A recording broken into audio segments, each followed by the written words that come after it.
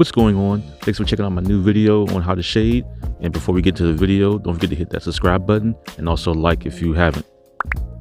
Now in this video, I'm going to be shading a character, but before I get into it, I'm going to be doing kind of a basic tutorial showing the way I shadow, and this is the way I shadow using markers. And as you can see, I've created different shapes like the circles and the cylinder and the arm, and for each one where the light is showing, you have to darken the area where the light is not showing. So if the arrow is pointing to the top, that's where the most light is, and then as you gradually go down to the bottom, it gets darker, and it gradually changes as you're drawing different shapes.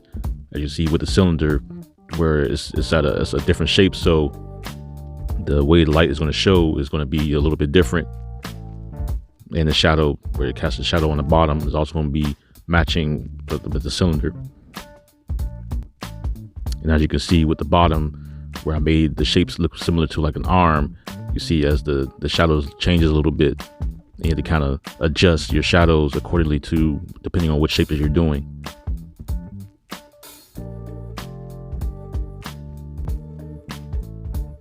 Now for this, I decided to create a picture using the anti-hero Black Adam, using the pose from Figurosity, and I have a link below if you want to check that out. And usually when I'm going into and creating shadows on my figures, I like to go over it with a kind of like a base shadow, and it's kind of like, depending on like how dark the area is or how light the area is, I always go over with that base shadow first, and then I start overlaying other shadows over top of it. And this particular paper I like to use kind of a thicker paper, because sometimes when you're overlaying shadows, especially with markers, sometimes the paper can kind of start pulling up, and you don't want that. So get like a thicker paper, like a Bristol paper or something like that, that we can keep overlaying different shadows over top of each other, because to make the shadows or effects that you want, you have to overlay like a lot. Unless you use a pencil. Pencil is a little bit easier, you can use different paper with that, but markers, you have to have a real thick paper. But right now, as you see that as I'm going through and I'm placing shadows on this figure, I'm constantly overlaying over top of the lighter shadows, the darker shadows with the lighter shadows.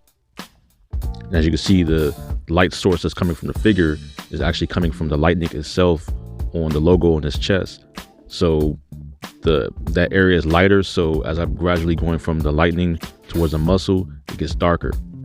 That's why I have a lighter shade on the chest area, and then as it goes into the shoulder or to the biceps, it gets darker as it goes in. And I constantly keep adding I'll constantly keep overlaying markers over top of the lines, because when you're doing markers, you're trying to keep from getting that streak, so I'll constantly overlay over top of it to get that right line. So right now I'm adding in the shadow into the hands, into the neck area.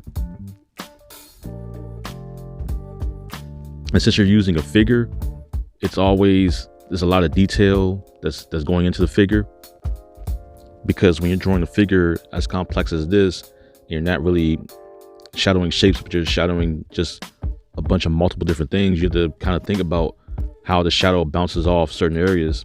We see the biceps are going backwards into behind the chest, which means that area will be darker, and how the legs are going back, so that area will be darker also, because the light from his chest is emanating from the front, and since it is also emanating from the sides also, we want to make sure you know where the light is coming from and where it's going.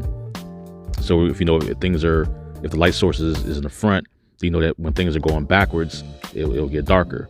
So you have to keep all these different things in mind when you're shadowing and adding shadows to different drawings that you do.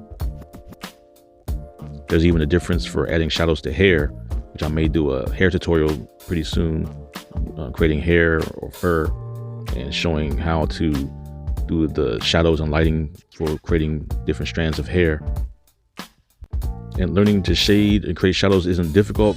You can get toys or figures or different bottles or cans and just place them in a setting and have like a lamp or a light going over them, and just draw that setting. Draw the can, draw the shadow, draw the cast shadow, which is the direction the shadow is casting the can in, and just keep practicing that over and over again. You'll get it. And thanks for checking out the video. Don't forget that like button and take care.